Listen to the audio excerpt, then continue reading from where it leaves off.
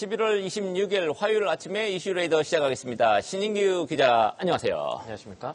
예, 오늘의 핫 키워드 띄워주세요. 자, 이스라엘 신사업 한다더니 오스코텍 동아약품 순서대로 하나씩 짚어보겠습니다.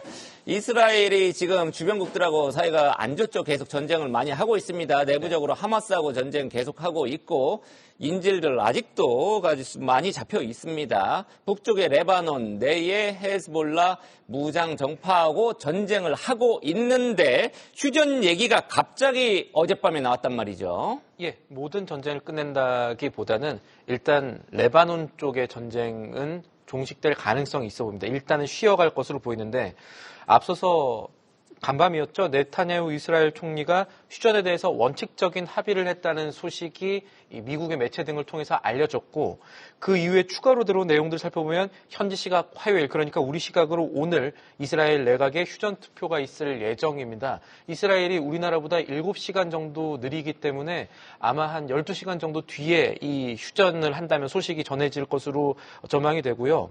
합의가 타결되면 이스라엘은 레바논 남부에서 철수하고 헤즈볼라도 유엔이 설정하게 된 이 블루라인, 휴전선 뒤로 군대와 중화기를 철수할 전망입니다. 이스라엘이 지난해 10월이었습니다. 지난해 벌써 1년이 됐습니다. 헤즈볼라가 하마스와 가자지구 팔레스타인인들과의 연대 차원에서 이스라엘의 영토를 공격한 이후에 지금 계속해서 보복 공격이 있었고 대규모 군사 공세까지 이어졌죠. 그래서 최근에는 헤즈볼라 지도자 가운데 여러 명들이 제거가 됐고 또 최근에 레바논 전역에서 삐삐를 동시다발적으로 폭발시키는 공격도 이스라엘의 소행이었다라는 점이 인정이 되기도 했습니다.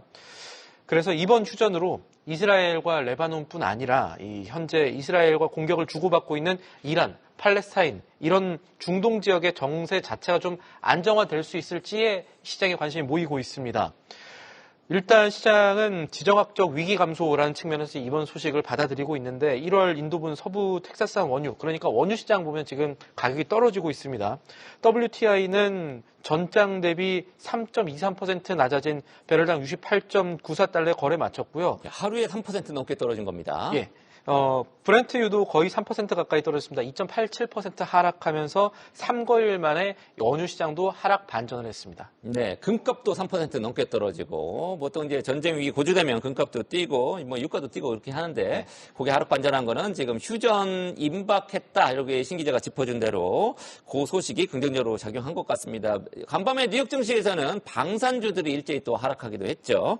자, 다음 소식 보겠습니다. 우리 증시 국내 증시에 코리아 디스카운트 요인들이 많습니다. 우리가 여러 번 짚어왔듯이 물적 분할이라든지 중복상장, 쪼개기 상장이라든지 주주환원 좀 부족하고 가짜 공시 많은데 어제 또 금감원이 여러 가지 좀 좋지 않은 관행에 대해서 한번 짚는 그런 자료를 냈다고요. 하나씩 네. 좀 짚어보시죠. 2차 전지, 인공지능 이런 것들처럼 우리 산업의 미래 먹거리가 될 신사업들을 이 주가 띄우기에만 활용하고 실제로는 아무것도 하지 않은, 심지어 그 과정에서 불공정 거래까지 있었던 기업들이 적발이 됐습니다. 금융감독원이 우리나라 증시 상장했던 기업 가운데 지난해 주요 7개 업종, 그러니까 2차 전지, 인공지능, 신재생에너지, NFT, 로봇, 메타버스, 코로나 이런 쪽에 신사업에 진출하겠다고 공시하고 보도자료 낸 곳들, 광고 낸 곳들 86개 기업을 조사해봤더니 실제 매출 발생한 곳들은 이 가운데 16곳에 불과했고요. 사업을 아예 추진조차 하지 않은 곳도 27곳이나 됐다고 합니다. 그러니까 조직도 안 만들고 사람도 안 뽑고 연구개발 같은 거 전혀 안 해서 매출도 안 나왔던 그런 기업들이 실제로 있었다는 건데 주가만 띄우겠다. 주가만 띄우겠다는 게 분명해 보인 거죠. 그래서 이런 기업들의 특징이 있습니다. 공시로 확인할 수 있는 재무제표에 문제가 있는 기업들이 보통 마지막 방법으로 이런 것들을 택한다는 점입니다. 대표가 바뀌거나 최대주주 바뀌기 전에 이런 일들을 하는 건데 이런 곳들 보면은 아까 27개 기업들이 있었다고 했지 않습니까? 이런 기업들의 특징 살펴봤더니 최근 3년 연속으로 영업 손실을 낸 곳들 13개 기업이 있었고요. 자본 잔식에 같이 들어간 기업들도 7곳이 됐고 그리고 최대주주 변경 사례도 이 27곳 가운데 13곳 정도 됐었습니다. 여기에 심지어 횡령이나 배임 이런 거 걸려서 상장 폐지 사유까지 발생한 곳들도 있었으니까 그 신사업 미추진 기업 27개 가운데 15개 곳에서 금감원이 봤더니 이 불공정 거래가 적발이 돼서 형사 조치가 취해지기까지 했습니다. 이거 실명이 좀 나왔습니까? 이런 기업들? 실명을 금감원이 거론하진 않지만 그동안의 공시 살피다 보면은 이 투자자분들께서도 이건 사실 사후 발생적이기 때문에 한 번에 모아본 거기 때문에 아실 기업들도 꽤 있을 겁니다. 네, 그래도 금감원이 일목요연하게 실명으로 쫙 표로 정리해서 보여주면 더 좋을 것 같긴 한데요. 그럴 수도 있겠습니다. 어쨌든 우리 투자자분들께서도 사실 갑자기 신사업 추가해서 주가 오르는 곳이 왕왕 있습니다. 그러면 이제 보통 주가만 보고 나도 투자를 해볼까 하시는데 사실 이런 식으로 주가 오르는 데는 당장 관심 가지시기보다는 좀 오히려 의심의 눈으로 확인을 해보는 습관을 들이셨으면 합니다.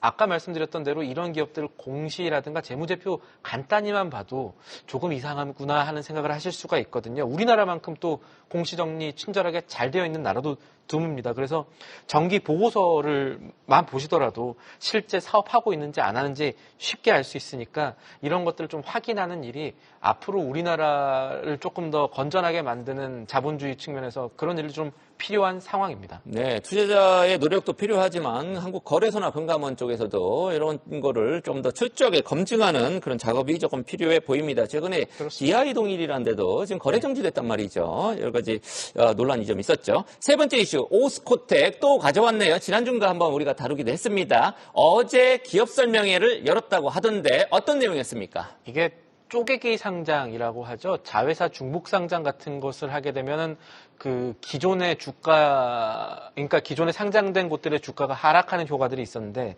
그런 것들을 좀 설명하기 위해서 오스코텍 기업 설명회를 열었습니다. 간단하게 설명드리면 오스코텍은 최근에 가장 핫한 국내 신약입니다. 국산 한맘 신약 최초로 이제 미국의 식품의약국 FDA 허가를 받았던 폐암 신약이죠. 랭라자의 유약량 기술을 이제 이전해줬던 여기에 원 개발사입니다. 그리고 오스코텍은 이 랭라자를 공동 개발했던 제노스코를 자회사로 두고 있는데 어제 기업 설명회에서 제노스코의 코스닥 상장이 불가피하다라고 발표해서 이 소액주주들의 거센 반발을 또 샀습니다. 오스코텍이 소액주주 지분율이 71%가 넘어가는 곳이거든요. 네. 우선 김정근 오스코텍 대표를 비롯한 회사 측의 입장을 먼저 살펴보면요. 소액주주들의 반대와 이 사실과 좀 다른 측면이 있다라고 설명을 했습니다. 주주들이 법적 테두리 안에서 권리 행사하는 것까지 우리가 막을 수는 없겠지만 제노스코는 미국 상법 기준에 따르는 미국 회사로 이 오스코텍이 세세한 경영 상황 마음대로 할 수 있는 것 아니고 이 상장은 오스코텍이 아니라 제노스코 이사회에서 결정한 사안이라는 거죠. 그런데 조금 더 들어가면은 제노스코 설립 이후에 오스코텍이 투자한 게 한 78억 정도 되는데 대부분을 기관 투자자들이 해줬기 때문에 이분들을 위한 엑시트 플랜이 있어야 되고 이것을 상장으로 처리를 하겠다고 합니다. 근데 그럴 거면은 미국 시장에 상장을 했으면 이런 반발이 없었을 텐데. 네, 미국 회사면 나스닥에 상장해도 되고, 그 다음에 또 최대주주잖아요. 네. 최대주주가 결정을 주도하는 것 아닌가요? 맞습니다. 그래서 아니 그럴 거면은 나스닥 상장하지라는 반발을 사실 이번 해명으로 피하기는 어렵고 코스닥에 상장하고 하는 것들은 주주 입장에서는 다시 쪼개기 상장을 하겠다는 것으로 받아들일 수 있기 때문에 어제 기업 설명회장에서 상당히 좀 고성과 진통이 오가는 그런 것들이 좀 있었다고 합니다. 그래서 여러 가지 해명들이 사실 소액주주 입장에서 지금 받아들이기 어려운 사실 전례들이 좀 있었기 때문에 그렇겠지만 받아들이기 어렵다는 반발들이 많았고 소액주주 연대 아까 제가 오스코텍 지분의 71% 정도 차지한다고 했지 않습니까? 이 소액주주들이 일부 모인 소액주주 연대가 있는데 여기서는 2대 주주 등 뭐 계속해서 연대를 해가지고 주총에서 실력 행사를 하겠다고 했습니다. 그래서 제노스코의 이 상장 금지 소송이라든가 이런 것들을 계속 하겠다는 의지를 다시 한번 재확인했습니다. 네, 오스코텍 뭐 비슷한 사업모델 준 자회사 제노스코 상장까지 하면 정말 이중상장 논란을 피할 수 없어 보입니다. 우리나라에는 여러 가지 지금 HL도 뭐 8개나 상장이 돼 있고 네. 카카오는 또 왜 이렇게 많습니까? 미국의 빅테크는 1개만 상장이 돼 있는데 그 큰 사업을 하면서도 자, 이런 것들은 좀 거래소와 또 금감원 조금 같이 고민을 해볼 문제인 것 같습니다. 네 번째 이슈, 동화약품 주가가 쭉 떨어져 왔습니다. 하이로닉 주가가 또 쭉 떨어져 왔는데 합병하려다 이게 지금 잘 안 되고 있는 모양인가 봐요. 이제 계약 자체는 무산이 됐고 남은 것은 계약금을 잘 돌려받을 수 있을 것이냐. 120억 하이로닉이 이제 그냥 삼키고 말 것이냐, 뭐 반환할 것이냐 이 정도 남아 있는데 하이로닉은 어떤 회사인가요? 이 미용 의료기기 만드는 회사입니다. 그래서 동화약품이 이 회사를 인수하게 되면은 미용 의료기기 시장이라는 신사업에 나갈 수 있을 것이다라는 기대가 있었는데 이게 지난 9월이었습니다. 그러니까 지난 9월에 이 하이로닉 인수를 동화약품이 결정하고 그 당시에 제3자 배정 유상증자 등을 통해서 1,600억 원 규모를 투입해서 하이로닉의 지분을 57% 가져오는 그런 구도를 짰었습니다. 그런데 어제 공시가 하나 나왔습니다. 이 하이로닉 인수를 철회한다는 동화약품의 공시였고 하이로닉 역시도 같은 공시를 냈는데 동화약품이 실사를 해보니까 이 계약이랑 좀 다른 면이 있었고 이견이 존재했다는 겁니다. 아주 세세한 사항에 대해서는 계약상의 비밀로 그러니까 공개되진 않았지만 어쨌든 지금 계약금 반환이 지금 남아있는 상태입니다. 그 계약금은 120억 원 정도 되는데 재밌는 점이 이제 이 동화약품 주주들이요. 이 신사업 철회지 않습니까, 사실은? 그런데 오히려 그 토론방이라든가 아니면 주주들 입장 들어보면 나쁘지 않게 생각하는 것 같습니다. 왜냐면은. 인수가 무산됐는데 동화약품 주주들은 반기고 있다. 네. 소액 주주들은. 그렇습니다. 왜냐면은 하이로닉 아까 57%, 60% 언더의 지분을 확보하는데 1,600억 원 쓴다라고 말씀을 드렸지 않습니까? 물론 경영권 프리미엄 같은 거 있을 수 있겠지만 하이로닉의 현재 시총이 1,200억 원이 안 됩니다. 그래서 굉장히 좀 비싸게 산 것 아니냐, 이거 부담이 되는 것 아니냐라는 얘기들이 있었는데 이번에 인수 무산이 동화약품 쪽에서도 나쁘지 않은 딜이라는 얘기가 있고 또 하나 재밌는 거는 하이로닉 주주들도 나쁘지 않다라고 보고 있는 게 왜냐면은 지금 하이로닉 입장에선 이게 사실 호재였었는데 주가를 올리지 못했던 호재였거든요. 이번에 인수가 철회되고 나면은 아마 회사 측에서 주가를 부양하기 위한 다른 자사주 매입이라든가 여러 가지 제도를 취할 수밖에 없다라는 분석들이 나오고 있습니다. 왜냐하면은 이 하이로닉의 대표가 주식담보 계약이 상당히 높아서 반대 매매가 나올 정도로 주가가 떨어졌다는 분석들이 나오고 있거든요. 예, 그렇죠. 주가가 많이 밀렸죠. 네. 예, 현재 시총 1,200억인데 58% 지분 확보하는데 1,600억 쓴다. 예, 그래서 동화약품의 주주들이 좀 반발했던 것 같네요. 지금 거의 무산된 거죠. 예, 무산이 된 겁니다. 지금 계약금 반환 관련해서 이슈만 남은 것 같습니다. 지금까지 신인규 기자와 함께했습니다. 계속해서 다양한 경제 이슈를 알고 싶다면 구독과 좋아요, 알림 설정 부탁드립니다. AI 캐스터 권미정이었습니다.